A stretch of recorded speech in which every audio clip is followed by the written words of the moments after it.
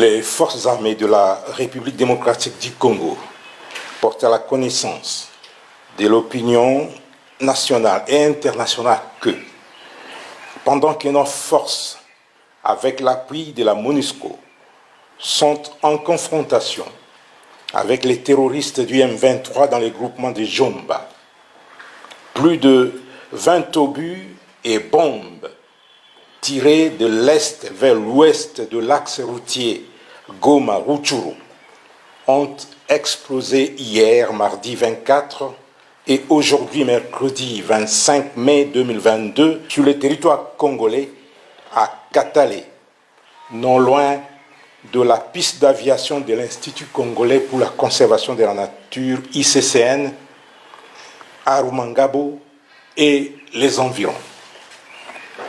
Comme si cela ne suffisait pas, la position des forces armées de la République démocratique du Congo de Ruhunda, située dans le versant ouest de la montagne de Karisimbi à Kibumba, à 20 km à l'est de la ville de Goma, a été attaquée la nuit de lundi 23 mardi 24 mai 2022 à 3 heures du matin. Les combats se sont poursuivis jusqu'aux petites heures du matin et les forces royalistes ont repoussé l'ennemi.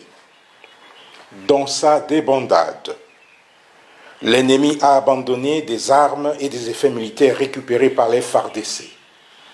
Il s'agit notamment d'un mortier 60 mm, d'une arme AK-81, de 8 roquettes anti-tank, d'une chaîne de munitions de l'arme PKM, d'une paire de tenues militaires, d'un casque et de 2 gourdes militaires non utilisées ni par les FARDC ni par les terroristes M23.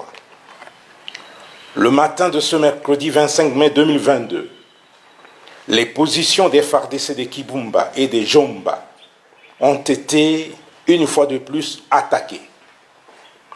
Les forces loyalistes déterminées à ne laisser aucun centimètre du territoire national à qui que ce soit se comportent de manière professionnelle sur le terrain, aussi bien à Jomba qu'à Kibumba. Ainsi, le gouverneur militaire de la province du Nord Kivu et commandant des opérations a saisi le mécanisme conjoint de vérification élargie de la conférence internationale pour la région des Grands Lacs pour les investigations sur l'origine de ces graves incidents. Face à cette situation très préoccupante, le gouverneur militaire de la province du Nord Kivu appelle la population au calme, à la vigilance, à ne pas céder à la panique, à faire totalement confiance aux forces armées de la République démocratique du Congo et à dénoncer toute présence suspecte auprès des forces de défense et de sécurité. Déterminé à imposer la paix en Ituri sous état de siège, le service de défense et de sécurité mène une lutte sans merci contre les auteurs de violence. 20 présumés bandits à main armée, arrêtés depuis le début de ces mois de mai en ville de Bunia et environ, mais aussi sur le littoral du lac Albert, ont été présentés au gouverneur militaire de l'Ituri ce mercredi. Il y a eu vol de plusieurs vaches au village de Kabanda, Mapera, Chabusiku, Pont Ngogu. Ensuite, le même groupe a tué M. Kossi, qui est le chef de groupement de Makabo. La nouvelle vous a été pardonnée. Ils ont été arrêtés avec une arme du type Uzi, un chargeur, une grenade, 2 armes blanches et d'autres biens de la population volés. En outre, 6 rebelles ADEF et 2 miliciens Codeco capturés par les forces armées. 7 militaires indisciplinés, dont un colonel impliqué dans l'assassinat du sujet chinois, exploitant dès lors en territoire du Roumu. 2 autres éléments indisciplinés, 2 FARDC et 2 déplacés accusés d'avoir tué un militaire attiré ont été également présentés au commandant des opérations militaires en Ituri par le secteur opérationnel de l'armée. Nous avons 4 groupes.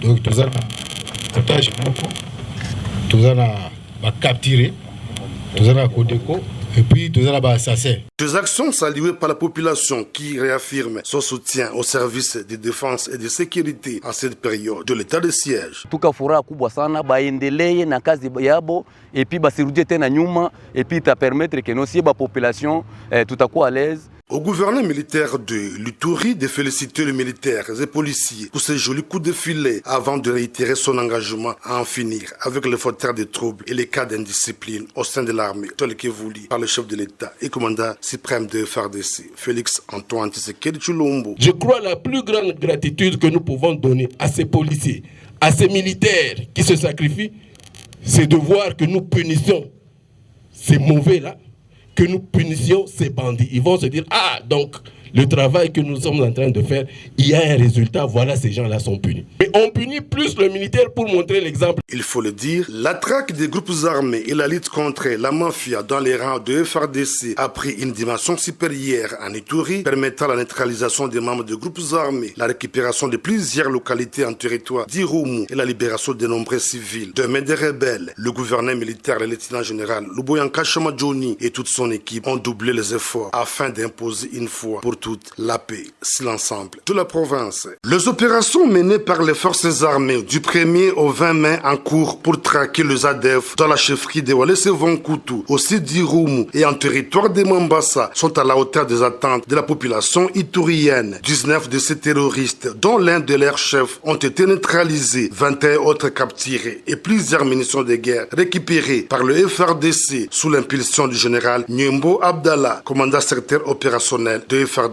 en Ituri, accompagné du général Mugisa Moulek, commandant axe Commanda Luna. Même ligne na Makayanga parce que Bogi a dit alors on a besoin de contrôle et commandement. À l'issue de ces opérations en profondeur, 12 localités sont passées sous contrôle de l'armée régulière, dont la puissance des faits a également permis la libération de 67 civils pris en otage par les ADF, parmi lesquels le chef du village Kosa Kosa. Suite à ces exploits, le lieutenant Jules Ngongo, porte-parole des forces armées en Ituri, appelle la population à continuer de faire confiance au FARDC. Les forces armées de la République démocratique du Congo ont mené les opérations depuis le 1er au 20 mai 2022 contre les ADF et leurs alliés en territoire d'Irumu et Mambasa. À l'issue de ces opérations, les forces armées ont récupéré plus de 12 localités jadis occupées par les ADF. 19 éléments des ADF MTM ont été neutralisés, parmi lesquels un commandant de ces mouvements terroristes. À cela s'ajoutent 21 autres ont été capturés par les forces armées sur le champ de bataille. Et 67 populations civiles ont été libérées.